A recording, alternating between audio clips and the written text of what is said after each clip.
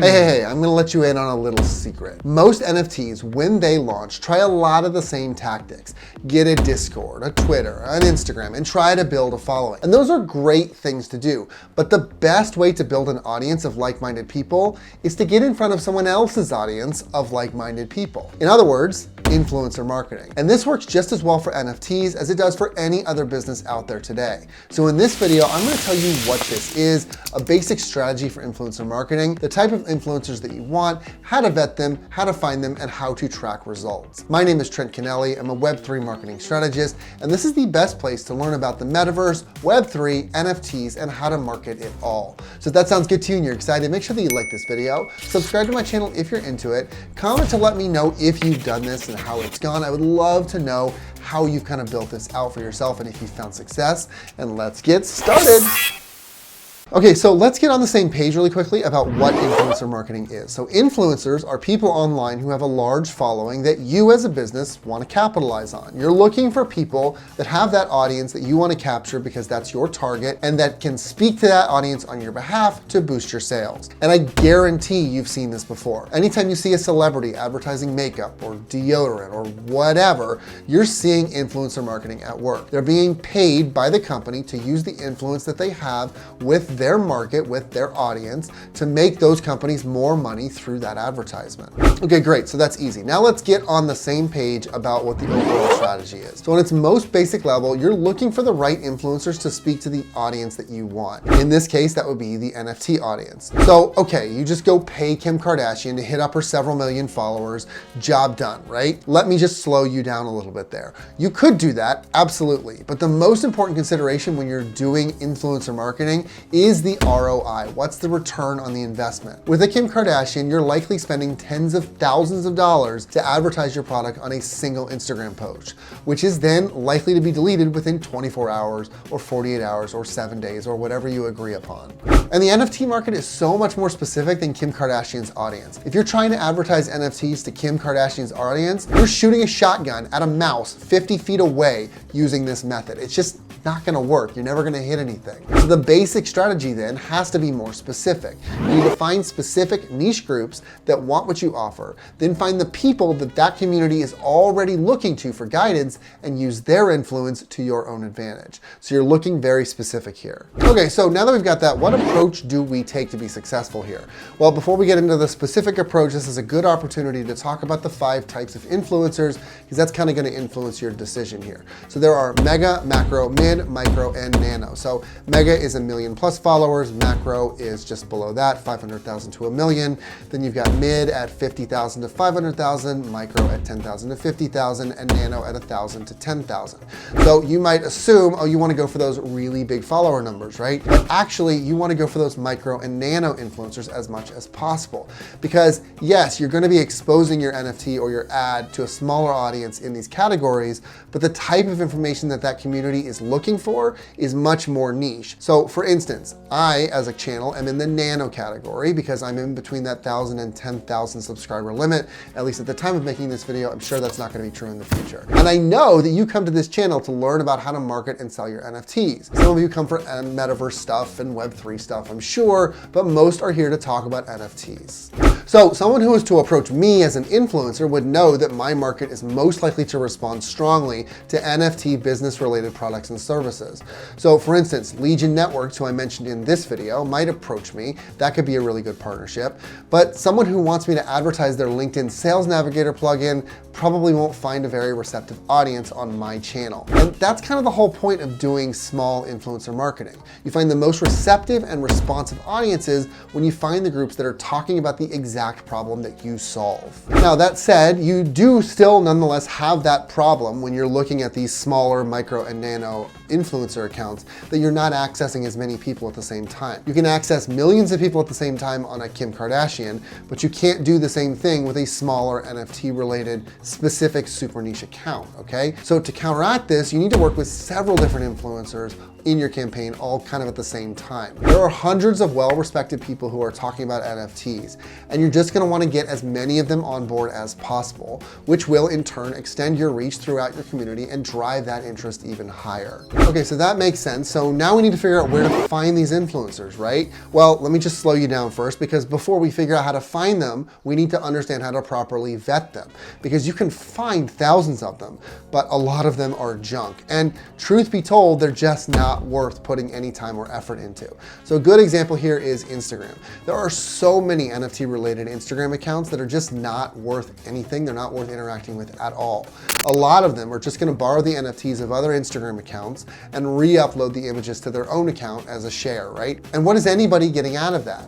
Honestly, not much, which you can tell when you look at the comments and you see that most of these comments are just fire emojis and other junk like that, or people asking to share it on their own Instagram account, which actually isn't accessing any kind of audience at all, because there's no real engagement there. There's no, oh wow, this is really cool. Oh, I understand something better about NFTs. Oh, I want to interact with this NFT further, etc. So there are three things we're going to look at when we're vetting influencers. There's the type of content, the type of engagement, and the engagement rate. So the type of content that you're looking for is content that's real and helpful for NFT buyers to make decisions. So for instance, you might find a YouTube channel that gives advice on the top NFT trends, or a Twitter account that updates users on new drops and why they should care about them. But what you don't want is a content farm account, and that's something that's just there to build the following of the account holder at any expense, including follow for follow, including using content that others have created. Just all those junk methods that don't actually build a real community, but do build vanity metrics. And if that's all you're into, then that's great, but that's not gonna help you as the NFT creator. The type of engagement you're looking for then is also quote unquote real. But what I mean in this sense is that the engagement seems to be from people actually interacting with the user's content. You effectively have three types of engagement on tweets or Instagram posts or whatever. The first is junk responses. So this is like a bunch of fire emojis, or on a workout post, someone might write swole or something ridiculous like that. It doesn't add to the conversation at all. And in most cases, that's somebody who's just trying to engage with as many posts as they can to get other people to look at their profile and come follow them back, okay? And so that's not really actually building engagement. That's like engagement light. It's not actually getting anything into the conversation or building anybody's interest in anything having to do with the post at all. Then you have the request. So let's say that the poster puts up an image of one of their NFTs. This type of commenter will say something like, wow, awesome, DM NFT shares to feature this on our page. This comment, again, isn't adding to the conversation at all. The type of engagement in the comments that does matter then is something that seems real or gets an actual reaction. So if you see comments about the NFT itself, or asking when the mint is, or the floor price, or something like that, that's adding to the conversation. That's real engagement within the project. So once you've got those two sides of the coin, what's real engagement, what's not real engagement, and how much of each there is, then you're gonna wanna do some math. So we're gonna look at the engagement rate at this point. So the engagement rate is a calculation. This is straight data. We're looking at the likes, plus the shares, plus the saves, plus the comments, all of that good engagement data. You're gonna add all of that together. You're gonna divide it by the number of followers that this person has. You can do it for a single post, or you can do it across a series of posts. So the last 12 Instagram posts, the last 4 weeks of YouTube content, the last 2 weeks of tweets, etc. And that's always gonna give you a good idea of how many people are following versus how many people are actually engaging. Now, you obviously want to see that that percentage of engaged people is as high as possible. I mean, if you could see it at 30%, that would be amazing, but please don't expect that, okay? We also need to put this in context just so you understand this more clearly. But we also need to realize that someone like Kim Kardashian, who's got several million followers, is likely to have a much lower engagement rate than somebody who has 50,000 followers. And it's not just because of that niche issue, it's also because 2% of Kim Kardashian's audience is what, like 200,000 or something like that? 2% of a 50,000 person's audience is, gosh, I have to do the math. It's 1,000, right? So it's not the same thing, right? And so if you're only getting 1,000 people to interact in any way with your post, that's, raw numbers worse than if Kim Kardashian is getting 200,000 people to interact, right? But if your percentage is higher, that can improve things drastically. So what you typically see is that smaller accounts have higher engagement rates because there are a higher number of people who are engaged with the content just from a percentage basis, and it's a more active community. And the bigger the account gets, the smaller that engagement rate gets. But I don't want to give you anything more specific than that because it changes from platform to platform. So I would just say, push it as high as possible. Keep the raw numbers and the percentages in mind because the two of them together is what really matters. Okay, so now that we understand how to vet influencers, it's time to figure out where to find them. So there are two major methods that we can use here. First is to do it yourself, or the second is to use a platform that's gonna do it for you. So doing it yourself means taking time to search through hundreds of social media profiles, finding the ones that work, putting them in a list, reaching out individually, possibly several times, and sometimes you're gonna find success. Now that's obviously a lot. There are huge numbers of influencers on Instagram and YouTube, and finding them can be pretty daunting, right? But there are some things that you can do to ease this burden. So for instance, go to influencerlist.com and you can search through a list of all influencers on Instagram and YouTube. If you pay, you can get deeper information, but there's already a huge amount of data available for free that's gonna allow you to start filtering people out pretty quickly. And using a platform like that is subtly different from the second option, which is to have a platform do it for you. Because if you use a platform like Inspire, you can more easily find those influencers that actually want to sponsor brands and are easier to contact. So effectively, when you're using one of these platforms, you have this huge benefit of being able to easily find a warm, receptive audience to your influencer campaigns rather than doing a bunch of cold outreach and kind of praying, right? You just wanna make sure that who you're picking here is a good fit. Because if you just pick any influencer, you could potentially weaken your launch rather than strengthen it. Because, and I should just put this out there, a lot of people who are influencers, they don't have any idea how to advertise. And if they just start spouting off some uninspiring marketing copy, nobody's impressed and it's not gonna get anybody to take any action for you, okay? But another big reason is that you don't want a one-off experience. Some of the most successful influencer marketing campaigns in history happen because the company and the influencer work together for a long time. This allows the audience to get to know you better through your influencer. Now, of course, the NFT world moves fast, so you don't have a huge amount of time to build that relationship on an ongoing basis for this specific launch. But if you can bring this person into your community, it can actually help grow that community, which is equally as important for NFT sales down the road. You can check out this video for more details on NFT communities. So now that we've got the influencer that we want, let's talk about the type of content we want them to produce. There are effectively two types of marketing content: action and exposure. So action content is with the image or the video or whatever content it is directly pushing the user to make a purchase.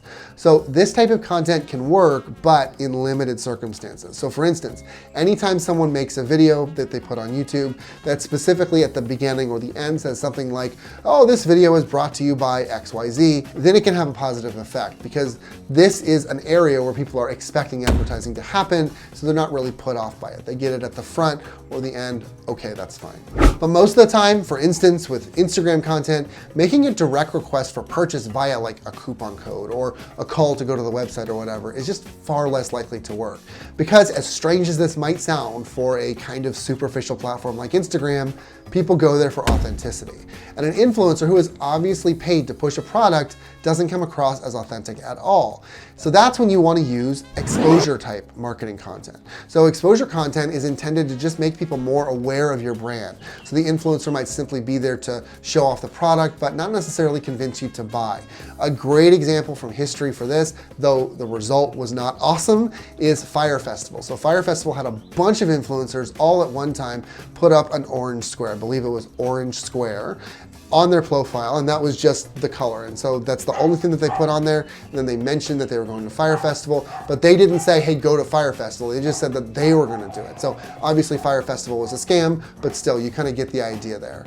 Okay, so last thing before we go, how can you track results? So an influencer campaign isn't like most other marketing campaigns because there isn't always a get at the end. There's not always somebody making a purchase and for you to look at it and go, there, that's the reason that I know that this is working because that data point says that this influencer campaign directly led to a purchase. If you're using a CTA campaign, then there is, but otherwise you have to focus on different metrics. Effectively, if you aren't looking at sales, then you are looking at engagement. So you want to set this metric to base your success on. And to help, I've put together a spreadsheet that I've used on many campaigns in the past that you can use to track your own progress. The idea behind this spreadsheet is to help you stay organized and to see what's working with your campaigns in the short and long term. So you start by simply identifying the influencer, what platform they're marketing on, the date that you started working with them, the platform you found them on, Inspire, Octoly, your own manual search, whatever. And then you want to just kind of enter that general engagement information for the influencer over the last 12 posts or 30 days or whatever, whichever is more. Now, once they post your content, you want to watch that piece very closely. How are people reacting in the first hour, 12 hours, 24 hours, 48 hours, and 7 days? You can compare that to the average engagement that the influencer pulls in, and this is going to tell you how successful your campaign with the influencer is, and more globally, how well influencer marketing is going for your entire launch. It gives you that time as well to pivot and adapt the campaign, because if anything isn't working in the first 48 hours, you can kind of switch that up for the next influencer you're working with. So there you go, that's your very fast crash course into influencer marketing for NFTs. There's not enough people that do this. Almost nobody is doing this, and it is so valuable. So let me know some of your favorite influencers for these kinds of campaigns and what your success has been, if you've tried this at all, or who you think might be a really good opportunity here. I would love to just talk it out with you, love to know your thoughts, etc. Otherwise, make sure that you like this video, subscribe to my channel if you're into it, and I will catch you in the next one.